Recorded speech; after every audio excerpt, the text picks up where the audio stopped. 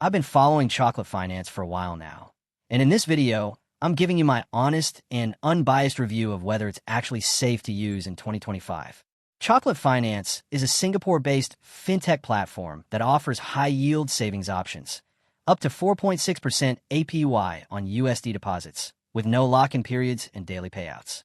On paper, it's a compelling alternative to traditional bank savings accounts, especially if you're looking to grow idle cash with higher returns. The app is clean, the interface is smooth, and for a while, everything worked as promised. It gained popularity, particularly among travelers, due to its rewards program that converted savings into credit card miles. But the real question is, how safe is it? Earlier this year, Chocolate Finance experienced a wave of withdrawal requests after users were notified about changes to their miles program.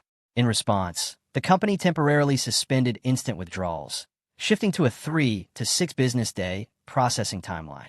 While they reassured users that funds were secure and within standard settlement windows, the lack of proactive communication sparked concern and panic among some customers. And anytime a platform that holds your money pauses withdrawals, even temporarily, it's worth paying attention. So here's the bottom line. Chocolate Finance still offers better than average returns and a solid user experience for those comfortable with digital-first platforms. But recent events have exposed the risks of limited liquidity and weak communication during high-traffic periods. If you're okay with potential delays and are only putting in money you don't need immediate access to, it could be a useful tool.